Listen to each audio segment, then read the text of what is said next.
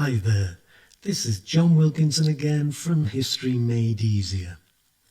Depending when you listen to this presentation, I'll either be talking about things you already know about or things you'll soon learn about. Either way, what my purpose is in this presentation is to show you how we should view American society in the 1920s, because it was a mass of contradictions. And if we simplify our analysis of it too much, our history will be the weaker for it. So let's not. There's a roughly 50-50 split between men and women throughout society. But you need to be fully aware that men and women had different expectations of themselves and of each other in the 1920s than is the case today. And of course, society had different expectations too. Women had gained the vote in 1918, and so they were no longer invisible and they could no longer be ignored. But they were not encouraged to enter politics, and they were certainly not seen as equals. Women, as they had always done, shared the workload on farms. But there were now also some 10 million working women, an increase of 25%. Even so, men were still very much seen as the breadwinner, and women's wages reflected this. They came nowhere near to matching that of a man's wage. And married women, whether they worked or not, were still seen as responsible for the majority of domestic chores, as well as looking after the children. The generation gap, familiar to every parent and you guys today, is actually quite a new thing. Childhood didn't really exist when children were put to work in field and factory. We're probably looking at the beginning of the generation gap in the 1920s. That inability for each side of the divide to understand just what on earth was going on with the other side. And as a percentage of the total population, there were a lot more young people in America in the 1920s than there are today. The median age, meaning the age separating the older half from the younger half in 1920, was a little over 25. Today, it's a little under 39. And the older generation didn't approve of jazz, nor the dances associated with it, seeing them as degrading. They were also shocked by what they saw as worryingly loose morals in films, and the even looser morals of the real lives of the film stars. And they worried that the car meant that young people could escape their parents, and that it gave young people opportunities for greater sexual freedom. One of the most important things to keep in mind of your study of America in the 1920s is the simple fact that most Americans were in fact poor. Indeed, many were very poor. There was poverty in both countryside and town, and 60% of Americans were living on or below the poverty line. Native Americans, African Americans, and the newer immigrants all experienced poverty in high numbers, as did farmers. Only a little more than 30% of farms had running water, and most didn't have electricity. But I must explain the photo on this slide.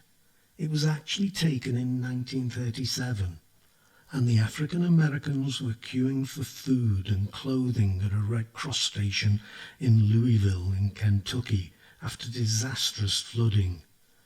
But I still think it serves my purpose. At the beginning of the 1920s, the population was pretty evenly divided between town or city and countryside. but those living in urban areas had risen to 56% by 1930. Now, something to be aware of is that those living in the countryside were much more conservative than those living in cities. It's always been so, and still is today. And this conservatism would bring its influence to bear on small-town America too. This was particularly the case in the American Bible Belt, the southern and Midwest states, where there was a strong reaction against what was happening in urban America. You see this in the movement for prohibition, in the monkey trial, and in the Ku Klux Klan. In the Bible Belt states, the church was still the focal point of life for most people, and there was a determined reaction against the immoral ways of the cities. These states passed such laws as banning petting in public and the wearing of indecent bathing suits, banning contraceptive advice and gambling on Sunday. It was religious groups that were amongst the first to call for prohibition, though it was also a reaction to what rural America regarded as the immorality of life in the cities. And Ku Klux Klan members were both anti-Catholic and anti-Semitic.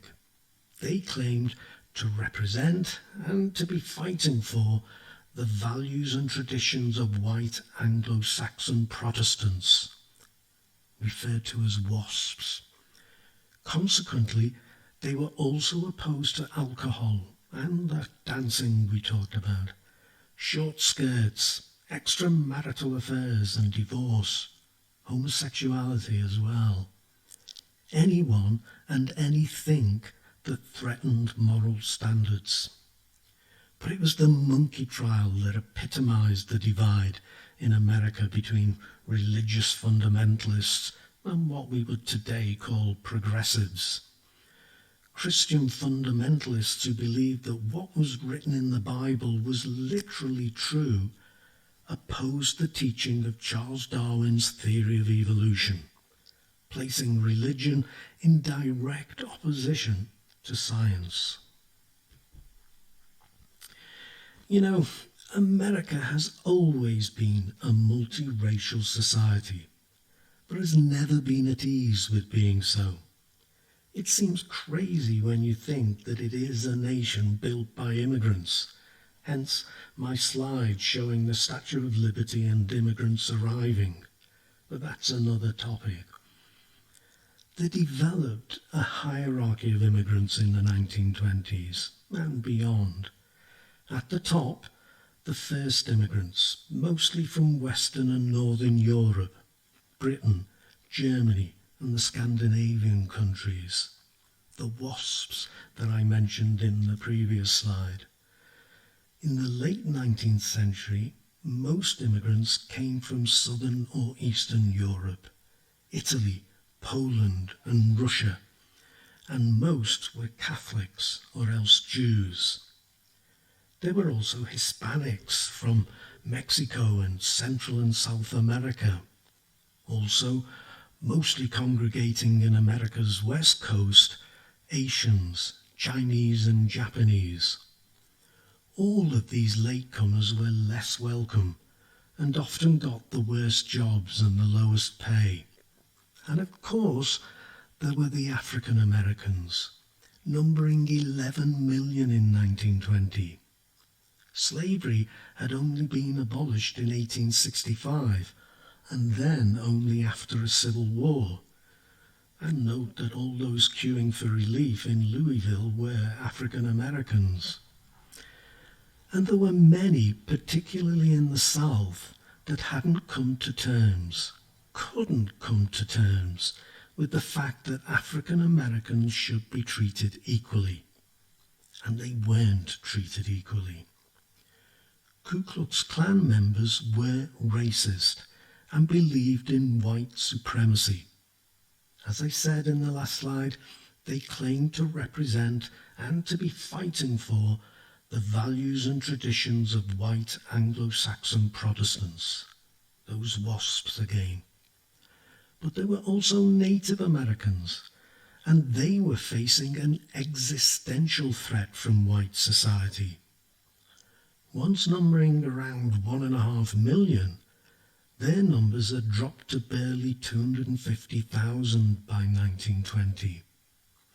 To continue their traditional ways, they were forced to live on reservations in the Midwest. Even so, during the 1920s, the authorities set out to destroy their traditions and their culture. I'm going to end this presentation with a bit of advice. Don't make the norm out of the exceptional. There were great individuals in the 1920s. Henry Ford, or Al Capone if we can refer to him as a great individual, and great families like the Carnegie family or the Rockefellers. And they made history. But the norm was the ordinary farmer, the ordinary worker, and they helped make history too, as farmers and workers and as consumers. But they were also victims of history, far more than the wealthy names that appear in our history books.